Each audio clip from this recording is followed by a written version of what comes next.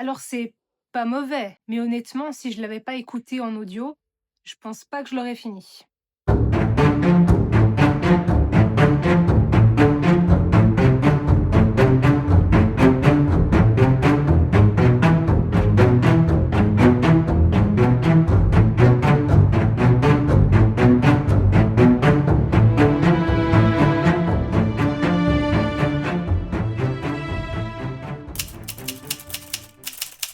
Alors j'ai écouté en livre audio Rosas et Dragons. Je vous mets la couverture ici.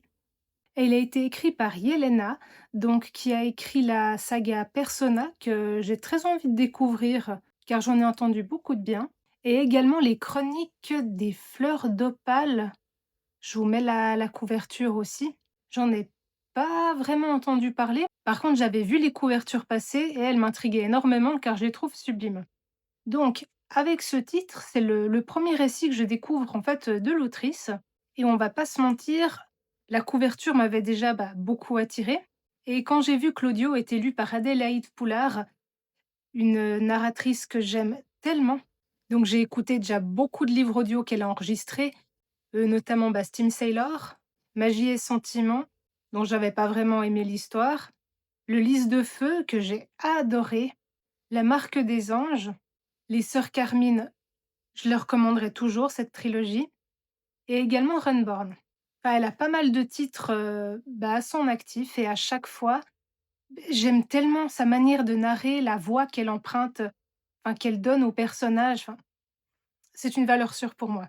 Donc du coup, bien sûr que j'allais l'écouter. Donc avec ce récit, enfin, c'est un one shot déjà et l'histoire se passe à Arc-en-Flamme et chaque habitant, en fait, à leur naissance, se voit lié avec un dragon et ils vont s'accompagner, tous les 2 durant, toute leur vie. Donc les dragons, c'est des véritables partenaires de vie, enfin pour le travail, enfin pour tout et ils souffrent s'ils sont trop longtemps séparés. Ils peuvent également communiquer entre eux, donc le lier est son dragon et pour les autres, ça ressemble à du charabia, donc c'est assez drôle parce qu'ils peuvent se raconter, enfin des petites blagues, enfin des petits avoir des petits dialogues privés, enfin en étant en public et puis même, clairement se foutre de la gueule d'autres gens, donc ce livre était vraiment drôle. Enfin, j'ai adoré la dynamique qu'il y avait déjà par rapport à l'univers en lui-même, en fait. Tout ce qui touche la magie et le lien entre les gens et leurs dragons. Surtout que pour une fois, il y a vraiment de tout, enfin pour les dragons. Donc autant il y en a qui sont immenses, il y en a qui sont tout petits, de toutes les couleurs. Enfin, c'est vraiment, divers et varié. Donc ça change souvent de cette image, emblématique du dragon, puissant, dévastateur, enfin là ça change. Par contre, il y a un élément qui ressort à chaque fois, c'est un homme, il sera lié à un dragon et une femme, à une dragonne. Donc là, vous voyez, où je veux en venir. Donc Karl, notre jeune héros, est lié à une dragonne et en plus, elle est rose. Donc même sans parler de l'intrigue, rien que le duo en fait de ces 2 personnages est très intéressant à suivre. Donc Karl, c'est le fils d'un verrier, je sais pas si c'est comme ça que ça se dit, je me rappelle plus. Enfin son père fait des vitraux, travaille le verre sur des chantiers, prestigieux et c'est vraiment un atelier donc de père en fils. Donc Karl, il a vraiment son futur qui est, tout tracé, sans qu'il ait eu à se poser, les questions de: «Qu'est-ce que je veux faire? Qu'est-ce que je veux pas faire?» enfin ça lui est même pas venu à l'esprit tellement que, c'est logique, c'est comme ça que ça se passe, il doit reprendre l'affaire familiale et avec sa maladresse chronique, il a du mal. Enfin déjà, c'est frustrant parce que, il est vraiment maladroit et ça lui rajoute un poids sur les épaules. Parce que déjà qu'il attire l'attention, en fait, avec sa dragonne, qui est déjà une dragonne. En plus, elle est rose et elle a, en plus, un sacré caractère. Enfin, c'est vraiment une pipelette, elle arrête pas de parler, elle a un côté un petit peu princesse, enfin, j'ai vraiment apprécié ce personnage. Enfin, ils forment vraiment un duo qui fonctionne. Certes un peu kitsch, mais un kitsch qui fonctionne. Donc la vie de Karl, elle est compliquée entre les attentes que sa famille a sur lui, enfin que la société a sur lui, la pression que lui-même se met en fait pour, rentrer, dans le moule. et petit à petit, en fait, il réalise qu'il peut faire des choix, il peut essayer de voir, en fait, d'autres voies qui pourraient, plus lui convenir, qu'il apprenne aussi à s'écouter un petit peu, qu'il arrête de vouloir, en fait, être le modèle parfait en société et de vouloir à tout prix rentrer dans les cases alors que de toute façon, en fait, il y est pas. Donc entre lui et Brodver, donc sa dragonne, c'est vraiment un duo très fusionnel et bienveillant. Car bien sûr, Brodver, elle se rend compte en fait de tout ce qui se passe et des sentiments en fait que Karl ressent. Il y a vraiment du répondant en fait entre les deux parce que les deux essaient de faire du mieux qu'ils peuvent, sauf que il n'y a pas tout qui fonctionne. Et vraiment, les personnages sont vraiment le gros point fort du récit.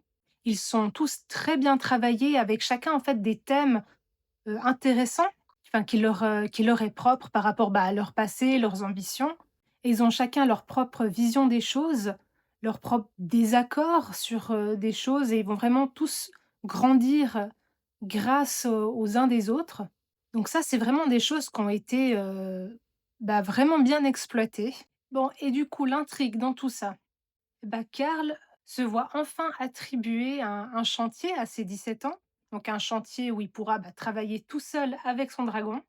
Donc il va faire de son mieux et tout faire pour rendre son père, fier et lui prouver que oui, il peut reprendre l'entreprise familiale, enfin il est dans le coup, c'est pas un bon à rien, enfin il va gérer. Donc tout va bien jusque au lendemain, à la une des journaux qu'on on voit que des vandales ont saccagé, enfin ont détruit les vitraux. Donc bien entendu, il est un peu frustré, il veut enquêter, voir ce qui s'est passé, prouver que c'est pas lui qui a saboté son propre travail. Donc il y aura vraiment une intrigue, là-dessus et l'enquête autour de tout ça, elle est bien ficelée, qui entremêle à la perfection les intrigues personnelles des autres protagonistes. Donc autant, Karl, ses parents, donc son père, sa belle-mère, sa mère aussi et ils ont tous, voix au chapitre et ils délivrent des messages vraiment forts et bien maîtrisés, une fois encore. Donc ce livre, ça a été vraiment une belle découverte. Je m'attendais pas à autant aimer, à être autant émue. Enfin, parce que la couverture, elle est quand même toute chou, enfin rose, petit vitrail, enfin voilà. Mais alors, c'est bien plus que ça et je suis vraiment contente d'avoir pu le découvrir et je pourrais que le recommander. Ensuite, toujours en audio, j'ai écouté donc Les Bois Maudits de Barbara Kloss, qui a également écrit The God of Mans, si je dis pas de bêtises.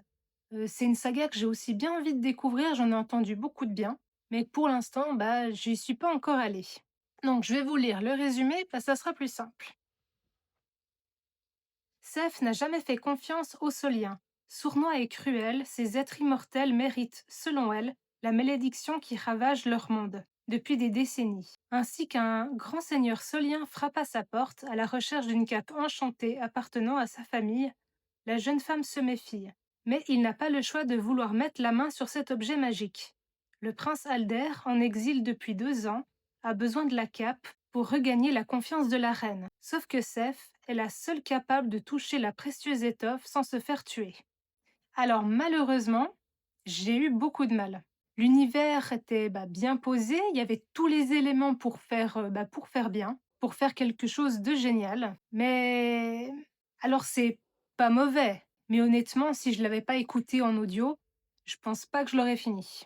Donc ça passait bien, c'est divertissant, mais sans plus. J'ai pas accroché avec Seth, ni avec Alder. L'univers aurait pu être bien, je m'attendais aussi à un peu plus de folklore, à plus de tout en fait. Je m'attendais à quelque chose de plus poussé parce que la base était bien. Alors oui, ça ressemble à pas mal de choses que j'ai pu lire, mais il y avait des petits éléments qui sortaient un peu de l'ordinaire, enfin qu'auraient pu, s'ils avaient été travaillés, ça aurait pu être sympa, apporter vraiment le gros plus au récit. Mais concrètement, alors je comprends que c'est un one shot, il faut faire des choix, on peut pas tout développer. Après, le monde était très facile de compréhension, donc il y aurait pu y avoir d'autres pistes exploitées. Là, la seule chose qui a été mise en avant, c'est la romance qui m'a complètement pas convaincue. Donc malheureusement, j'ai pas grand-chose à dire du récit. À part que, bah, la narration, enfin l'écoute en elle-même, c'était plaisant. Enfin, c'est divertissant, enfin, comme une série à la télé qu'on met en fond. Enfin, moi, je fais pas ça, mais je sais que plein de gens le font. Ça passe, mais voilà, il m'a vraiment manqué, beaucoup de choses pour que ça soit une bonne lecture. Après, bah, ça se laisse écouter. C'est un peu triste de dire juste ça comme ça, mais malheureusement, j'ai pas grand-chose à dire, de plus dessus. Après, j'ai pas passé un mauvais moment, donc est-ce que je vous le recommande? Oui et non. Enfin, tout dépend ce que vous recherchez comme type de lecture. Après, bah, les goûts et les couleurs et cette fois, bah, c'était pas pour moi. Ensuite, j'ai lu Les Épreuves de la Reine Soleil, donc de Nisha Gituli, qui a été édité chez Albin Michel, je crois. Et moi, j'ai eu donc la version poche. Et je pense que, bah, comme tout le monde, je l'ai vu passer absolument partout. Et du coup, bah, ça m'intriguait. Puis bon, bah, 10 millions de vues sur TikTok. Est-ce qu'il vaut sa hype? Donc, avec, j'ai reçu une carte qui est magnifique. Et ben, en commençant le livre, ça m'a rappelé en fait, enfin ça m'a fait penser à des illustrations que j'avais reçues. Bon, cette fois, c'était dans la box Illumicrate, donc une box, anglophone, et on reçoit toujours, enfin moi je reçois, enfin j'ai pris l'abonnement avec les goodies, et là j'avais reçu des illustrations, puis je me suis dit: «Ah, ça me fait trop penser à ça», et en fait, effectivement, ça vient vraiment de cet univers. Donc la première, c'est comme ceci, où il y a un ciel qui est vraiment, bah, tout le temps avec des aurores boréales, et l'autre qui est complètement aux antipodes, comme ceci. Alors je vais déjà vous lire le résumé. Après 12 années passées dans les prisons du roi Aurore, Laure est soudainement enlevée par un mystérieux inconnu qui l'emmène à la cour d'Atlas, le magnifique et puissant roi soleil du royaume d'Aphélion. Là, elle découvre qu'elle va devoir affronter 9 autres candidates, dont 4 épreuves mortelles. Pourquoi? Avoir une chance de devenir la reine soleil. Un titre qui pourrait bien lui donner les moyens de libérer son frère et sa sœur, toujours retenus prisonniers, et d'assouvir sa vengeance contre son ancien geôlier. Alors, à la base, je pensais vraiment que c'était un roman, young adulte, et du coup, bah, j'ai été un petit peu surprise par le début, en fait. Alors ça ne m'a pas déplu, c'est juste que ça je m'y attendais pas. Après ça détonne pas du tout avec la suite du récit, mais l'entrée en matière, bah, ça annonce en fait un peu la couleur. Donc on commence à Nostrazza, donc la prison du roi Aurore, et Laure, une fois encore, va déclencher une bagarre. Donc en même temps, on va découvrir ses alliés, donc son frère et sa sœur, qui, contrairement aux autres prisonniers, ont grandi dans cette prison. On découvre l'ambiance cruelle qu'il y a entre les gardes et les prisonniers, et également que Laure a déjà donné de sa personne, si vous voyez ce que je veux dire, pour essayer de se sortir de situations périlleuses, ou essayer d'avoir des privilèges ou autres, enfin pour survivre en fait tout simplement. Elle a grandi dans cette prison affreuse, enfin elle connaît que ça. Elle essaye simplement de s'en sortir, et donc ces sujets sont amenés, donc c'est suggéré. Donc on va pas lire clairement ces scènes-là, mais ça revient à plusieurs fois en fait où elle en fait mention, et d'autres personnes, le mentionnent également. Donc Laure, c'est vraiment une femme qui est pleine de colère, de ressentiment, qui la rendent, bah, impulsive, vraiment colérique, donc par moments un peu insupportable, mais en fait, mais ça colle tellement bien avec son personnage, parce que vraiment elle a connu que ça, que la souffrance, que d'être sur le qui-vive en permanence et de devoir survivre et être prête à tout pour, bah, sauver ceux qu'elle aime. Donc j'ai eu de la peine en fait à m'attacher un peu à Laure, car vraiment elle a un caractère et un comportement assez compliqué, mais qui est complètement logique. Alors déjà que le décor de base était pas terrible, donc suite à l'émeute, enfin la bagarre qu'elle a commencée, elle va se retrouver au trou. Donc c'est la punition, par excellence de cette prison. Donc c'est, littéralement, un trou qui est dans la forêt.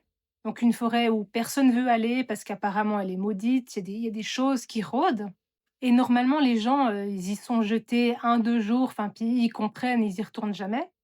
Sauf que Laure, bah, c'est un peu une habituée et cette fois, elle y est enfermée, je crois 10, 12 jours, 15 jours, enfin beaucoup trop. Enfin bref, un truc qui est impossible à survivre en fait. Et donc et au bout d'un moment, elle commence à perdre la raison, enfin, il y a rien à manger, enfin c'est compliqué. Et là, elle commence à s'imaginer, enfin des trucs, elle sait pas trop, enfin elle perd la raison et elle croit qu'il y a la créature de la forêt qui va venir. Donc dans un premier temps, elle avait peur que cette créature la dévore et pour finir, bah, elle la supplie de venir la dévorer parce que c'est plus simple et dans son délire, elle finit par perdre connaissance. Et après ça, elle se réveille dans un lit tout moelleux, dans une pièce, lumineuse, super confortable et là, bah, elle comprend rien du tout. Enfin, déjà, elle a connu que la prison donc voilà.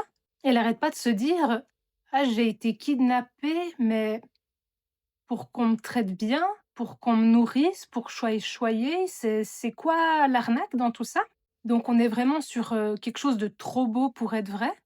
Donc déjà, nous lecteurs, on se dit: «C'est trop beau pour être vrai, il y a anguille sous roche». Mais Laure aussi, elle se dit que il y a quelque chose qui joue pas.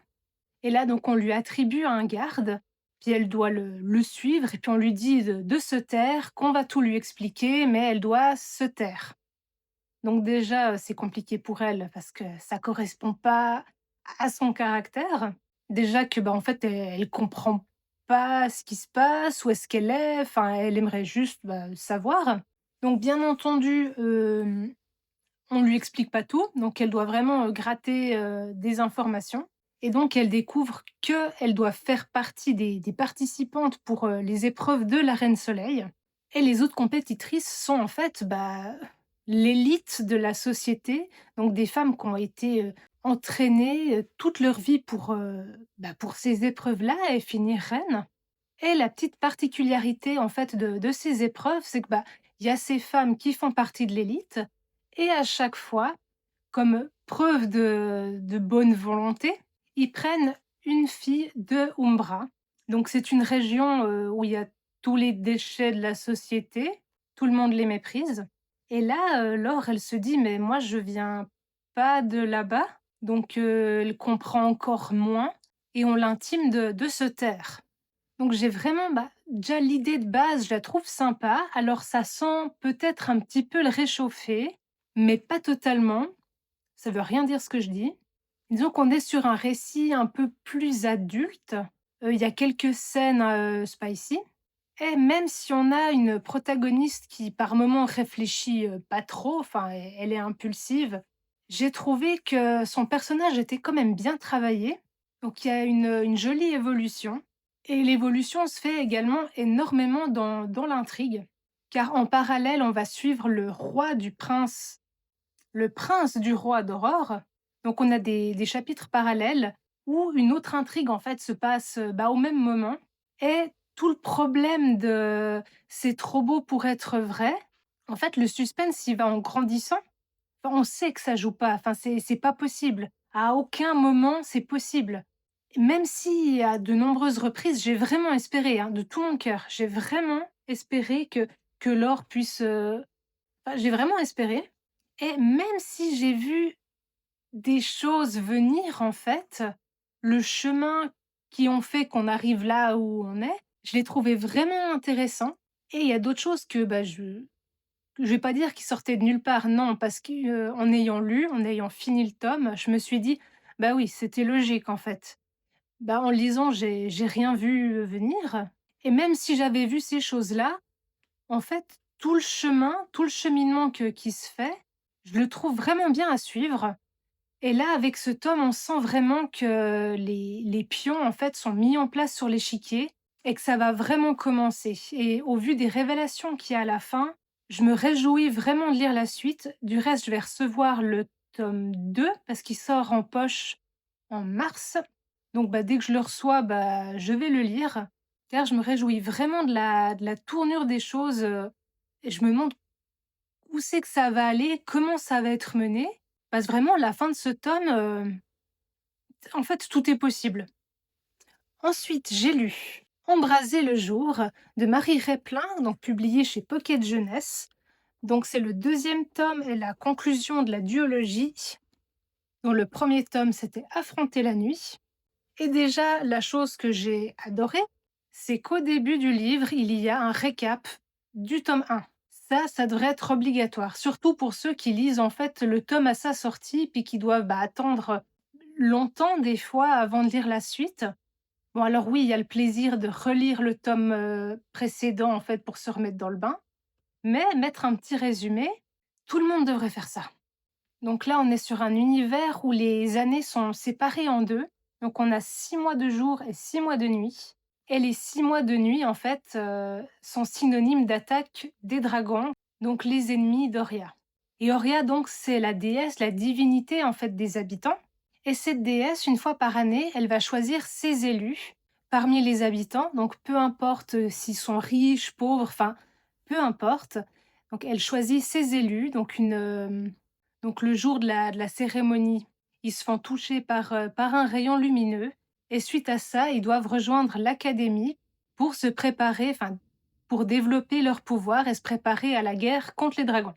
Donc avec cette duologie, on va suivre Liv, donc issue d'un quartier un peu pauvre. Donc on la découvre dans son quotidien avec sa famille et bien entendu avec tous ses débuts à l'académie et la rencontre avec son nouveau capitaine, Raylen, qui est le fils de hauts dirigeants.